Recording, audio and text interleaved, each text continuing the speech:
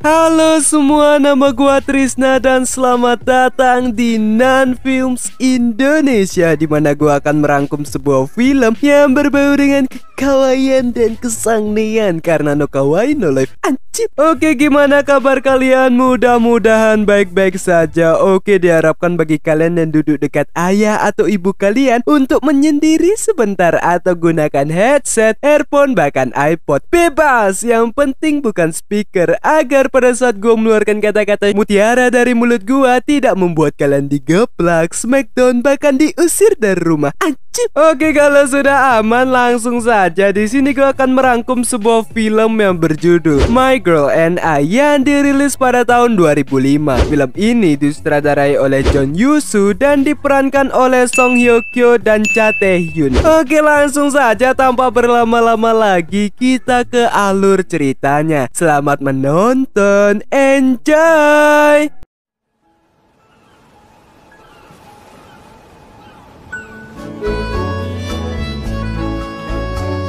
Di awal scene kita diperlihatkan sebuah desa dengan pemandangannya, juga aktivitas para penduduknya. Lalu kita diperlihatkan seorang pemuda yang bernama Kim Soo-ho mendengar namanya dipanggil oleh wanita. Scene berpindah yang dimana terlihat teman-teman Soo-ho sedang menunggu kedatangan dirinya. Dan di saat sampai, temannya pun menyambut dirinya. Kemudian mereka pun pergi ke sebuah dermaga dan meneriaki seseorang yang bernama Bae Soo-eun. Jadi bisa diambil kesimpulan pasti ada orang yang bernama Soo-eun ini anjing. Sudah terspoiler dong bangsat. Flashback ke masa lalu di mana terdapat seorang wanita kawaii yang sedang menyelamatkan pria, dan itu adalah Soo-ho yang kelelep. Dan film My Girl and I pun dimulai. Di saat si wanita menyelamatkan Soo-ho, ia pun tersadar bahwa pagernya hilang dan nama wanita tersebut adalah Bae Soo-eun, yang dimana dia adalah orang yang disebut di awal scene tadi. Jadi inilah wanita yang akan anjing, kenapa udah dikasih tahu siapa yang meninggal? Filmnya kan jadi nggak seru, cuk.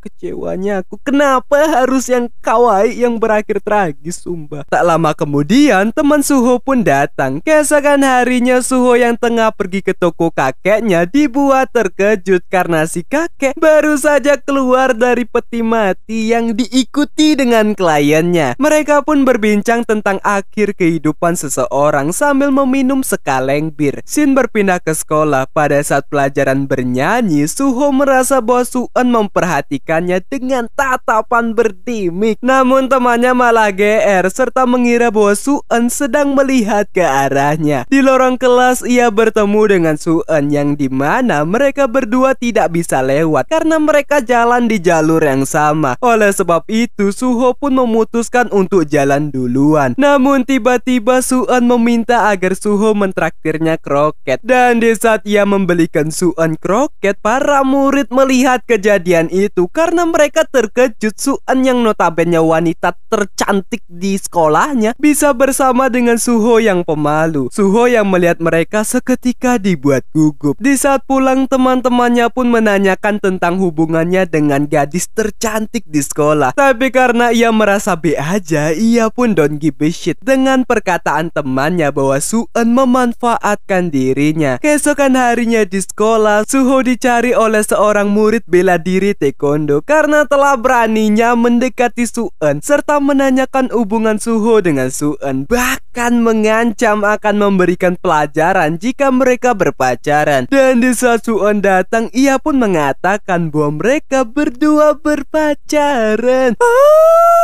anjing kok gampang. Yang membuat Suho terbanting. Untungnya ia diselamatkan oleh kawan-kawannya. Dan ketika si murid ingin mengejar mereka, ia tidak sadar bahwa ia menyuruh guru untuk mengejar Suho. Di saat mereka berhasil kabur, salah satu temannya yang ada di bis melihat keseruan mereka, sehingga ia nekat ingin menyusul mereka dengan cara lompat dari jendela. Kemudian mereka berdua pun duduk di pinggir pelabuhan, lalu berbincang sedikit mengenai kegiatan Suho, serta saling memberikan arti dari masing-masing nama mereka. Tapi di tengah-tengah perbincangan, Suho meminta agar Suho membelikannya pagar, karena ia kehilangan pagarnya gara-gara menolong Suho dari kelelep kemarin. Serta terlihat progres kedekatan mereka berdua sambil melihat senja yang indah. Anjing sumpah kok gampang ya. Baru aja ketemu dan ngobrol sepatah kata udah jadian. Aku kapan ya bangsat, irinya aku. Di malam harinya, Suho pun membujuk ibunya untuk membelikannya sebuah pagar. Namun karena permintaannya tidak make sense, sudah pasti ibunya menolak serta menyuruhnya belajar. Pada saat di kamar, Suho yang sedang membayangkan ketimikan dari Suan dihampiri oleh adiknya, yang dimana adiknya mendengar gosip si kakak sedang berpacaran dengan gadis tercantik di sekolah. Tapi karena kesal si adik terus mengganggunya, membuat Suho mencuekkan si adik. Keesokan harinya sudah pasti Suho akan curi-curi perhatian dengan Suan. Hingga saat Suan disuruh membacakan sebuah puisi, membuat Suho tambah ke bawah hati dengan Suan. Dan pada saat pulang sekolah, mereka sempat berbagi payung ketika hujan. Alas ya boy, berjalan lancar sekali. Sampailah depan rumah Suan dan Suho mendapatkan nomor telepon dari Suan yang Suan tulis di buah markisa, sehingga Suho makin senang dan berbunga-bunga. Namun ia tidak sengaja berpapasan dengan ayah Suan, sehingga ia dibuat panik. Bahkan sepedanya sempat tertinggal. Ketika di rumah, Suho dibuat kesal karena ia ingin menelpon Suan, tapi adiknya keasikan menelpon dan kekesalannya terupgrade karena adiknya hanya berpura-pura menelpon agar ia tidak teleponan dengan Suan. Akhirnya ia pun menelpon Suan, tapi saat ia ingin mengirim pesan, ia pun mendapatkan pesan dari ibu Suan serta kawan-kawannya yang tidak rela Suho berpacaran dengan Suan. Dan ketika ia mendengar pesan suara dari Suan, membuatnya senang sepanjang malam. Ya kalau aku ada di posisinya sih sampai ke bawah mimpi anjing, karena pernah kejadian.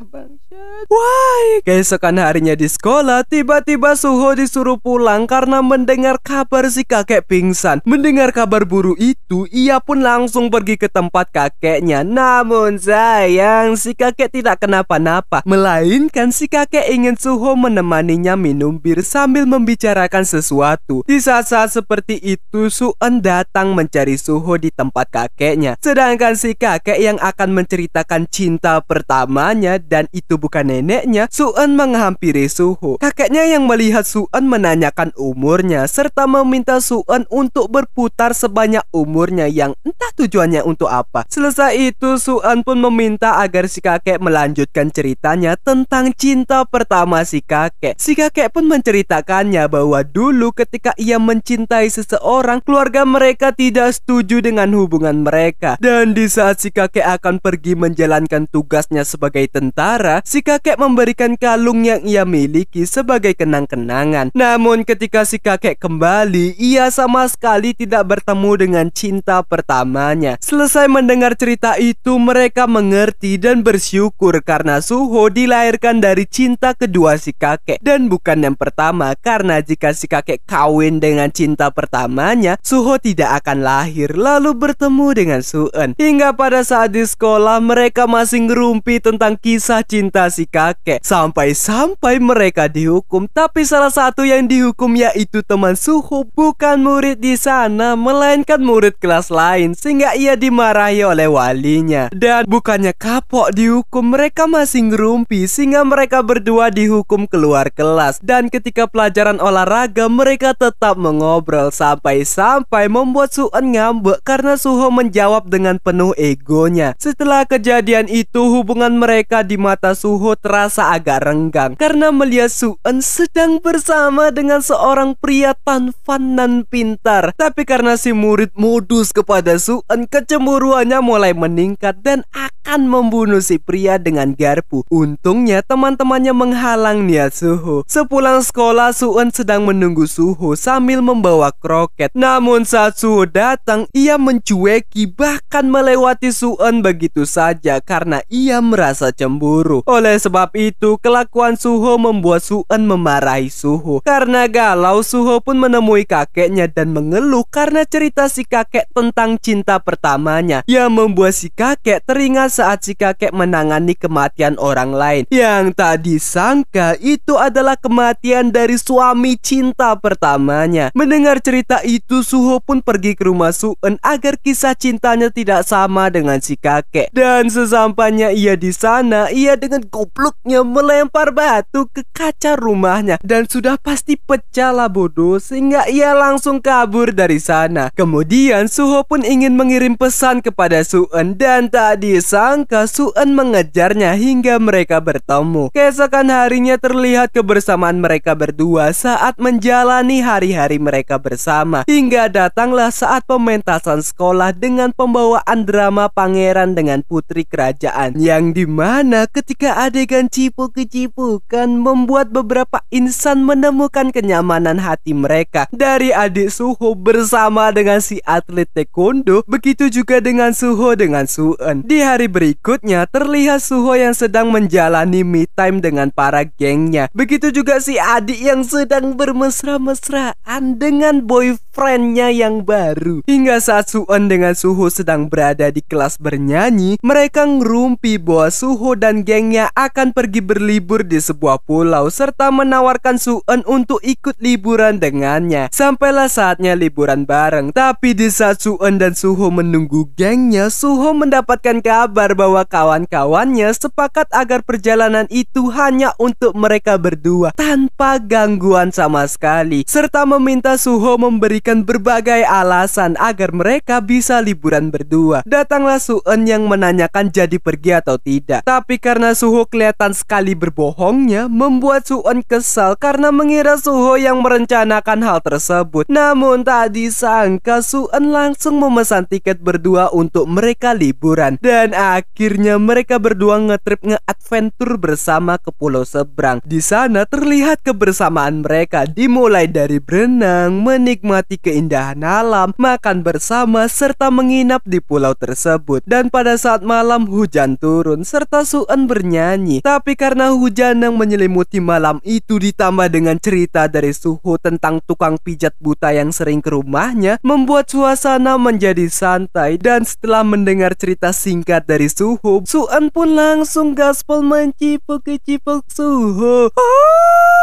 Alah ya boy, momennya sangat pas sekali anjing. Hujan-hujan tuh paling enak makan mie guys. Apa hubungannya bangsat? Sampai-sampai dunia terasa berhenti beberapa saat. Dan di saat malam hari, Suho pun terbangun lalu mendapati Sueun yang menghilang. Karena khawatir, ia pun mencari Sueun, yang ternyata Sueun sedang menulis atau menggambar sesuatu di sebuah buku kecil di dekat pantai yang indah serta bintang yang bersinar. Mereka sedikit berbincang tentang keindahan alam di sana, serta sedikit perkataan Sueun tentang walaupun Suho cemburuan, mudah tersinggung, kaku dan gagap dalam berbohong, tapi Sueun suka itu semua. Waduh, anjing berat kali kata-katanya. Keesokan harinya, Suho yang tengah mencari Suho menemukannya di sebuah tebing sedang berdiri sendirian sambil menunjuk ke suatu arah yang entah itu apa. Tapi entah kenapa tiba-tiba Sueun terjatuh dengan kondisi super lemas, yang membuat Suho membawanya kembali sampai-sampai ia dijemput oleh orang tua Sueun. Tapi karena ayah Sueun kesal melihat keadaan anaknya datang-datang bersama dengan seorang pria dengan keadaan yang emergensi, membuat Suho terkena hantaman di wajahnya. Keesokan harinya ia pun menjenguk Sueun di rumah sakit. Dan ketika sampai, ia langsung menghibur Sueun dengan lagaknya sebagai pangeran yang akan menyembuhkan Sueun. Namun sayang, ia tidak ngeh bahwa ayah Sueun ada di sana, sehingga ia dibuat panik dan langsung pergi dari sana. Hari-hari Suho pun merasa membosankan karena Sueun belum pulang dari rumah sakit. Sedangkan Sueun mendapatkan kabar buruk buruk bahwa ia mengidap penyakit leukemia dan belum mendapatkan pendonor tulang sumsum. Di saat Suho hendak menjenguk Sueun dengan teman-temannya, ia mendapati Sueun yang sudah tidak ada di kamarnya dan hanya ada si ayah Sueun yang bersedih. Ia pun bertanya kepada suster di sana di manakah Sueun pergi. Suster pun tidak tahu dan ketika ia akan pergi mencari Sueun, ia mendengar pembicaraan suster bahwa Sueun mengidap penyakit leukemia. Sontak ia dibuat sedih dan langsung mencari Sueun kemana-mana. Tapi saat ia pergi ke tempat si kakek, ia pun bertemu dengan Sueun yang berada di peti mati, yang membuat Suho kesal lalu pergi meninggalkan Sueun. Sueun pun menyusul lalu meminta maaf kepada Suho tentang ia yang telah membuat Suho khawatir, serta ia meminta maaf karena ia tidak bisa hidup bersama dengan Suho karena hidupnya tidak lama lagi. Yang akhirnya mereka pulang bersama lagi, serta Sueun selalu memanggil nama Suho. Di lain tempat, si kakek mendapatkan klien yang ternyata itu adalah anak dari cinta pertamanya yang mengembalikan kalung yang pernah kakeknya kasih, serta meminta agar kematian ibunya diurus oleh si kakek yang membuat si kakek menjadi sedih. Ia pun mengajak Suho untuk mengantarkannya mengurus kematian cinta pertamanya, serta mengucapkan selamat tinggal juga awal dari kejumpaan mereka di kehidupan berikutnya. Kemudian Suho pun ingin menemui Sueun di rumah sakit. Namun ketika sampai, Sueun terhalang oleh plastik. Sueun berkata bahwa ia sedang dikutuk oleh ratu dan cara untuk menghilangkan kutukannya yaitu bercipok-kecipokan. Mendengar hal tersebut, Suho izin ke toilet dan langsung menangis karena cinta pertamanya akan beda alam. Tapi ia menguatkan dirinya menghadapi keadaan Sueun yang sekarat, serta mereka berdua bercipok-kecipokan biarpun terhalang oleh plastik. Astaga, siapa sih yang naruh bawang di sini? Sumpah set banget ini, cuk. Anjing, kenapa sih yang kawaii harus berakhir tragis? Berapa film yang gua rangkum isinya cewek kawaii yang mending gitu anjing, banyak. Why gitu. Di saat Suho keluar dari kamar pasien, ia pun sempat berbicara dengan ayah Sueun, serta ayahnya meminta agar Suho dapat melakukan apa yang tidak bisa si ayah lakukan terhadap anaknya. Setelah mendengar hal itu, di malam harinya Suho sempat berkonsultasi dengan si emak tentang perasaan setelah kehilangan seseorang yang dikasihi. Dan setelah mendapatkan jawaban dari si emak, ia pun berniat untuk memberikan pesan untuk Sueun. Begitu juga Sueun yang berniat untuk mengirim pesan untuk Suho. Namun mereka sama-sama tidak bisa mengirim pesan itu hingga mereka berdua membatalkan pengiriman pesan tersebut. Di kemudian hari terlihat Suho yang menjenguk Sueun, tapi Sueun meminta agar Suho mengajaknya pergi ke pulau yang pernah mereka kunjungi. Dan ternyata Suho sudah menyiapkan tiket untuk pergi dan langsung mengajak Sueun pergi ke pelabuhan. Terlihat wajah pucat dari Sueun yang menandakan waktunya akan tiba. Namun saat sampai, pelabuhan ditutup karena badai yang sangat keras. Karena hal itu, Suho pun memberontak. Selagi Suho memberontak, Sueun yang sudah merasa waktunya sudah dekat pun berbicara di dalam hatinya tentang ia yang sangat mencintai Suho dan bersyukur karena sudah mencintai Suho sebagai kekasih pertama dan terakhirnya. Dan di saat Suho datang memberitahu tentang gagal pergi, Sueun sudah menghembuskan napas terakhirnya tepat di hadapan Suho. Astaga, cuk, banyak kali bawangnya di sini. Ada bawang merah, putih, bahkan bombay pun ada. Anjing, kenapa kisah cinta yang sempurna endingnya bangsat? Iya. Anjing, udahlah. Sehingga Suho sudah pasti menangis karena cinta pertamanya meninggalkan dirinya. Dan setelah semua kejadian itu serta time skip yang lumayan panjang, Suho pun kembali ke tempatnya dulu saat bersama dengan Sueun. Ia pun mengambil tas yang waktu itu ketinggalan serta menemukan sebuah diary yang pernah ditulis oleh Sueun tentang tebing saat ia sendirian menunjuk ke arah yang gua nggak tahu kemana. Ternyata tempat tersebut sudah berisi banyak sekali bunga yang indah dan itu adalah hadiah yang ingin diberikan Sueun kepada Suho sebagai hadiah ulang tahun yang gak kesampaian. Dan film My Girl and I pun selesai. Why so sad?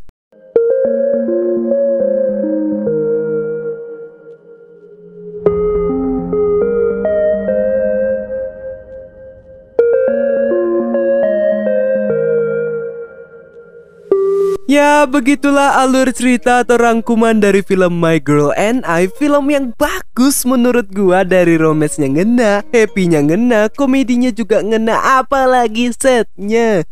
Sudah pasti why gitu anjing. Ini ceritanya hampir mirip dengan Unforgettable yang gua rangkum kemarin. Bedanya yang di Unforgettable tolol anjing, matinya budir. Kalau di sini kan bagus gitu karena penyakit. Jadi setnya lebih kerasa, tapi di setiap film pasti ada kekurangan dan kelebihan. Sesuai selera aja sih. Cari aman, cuk.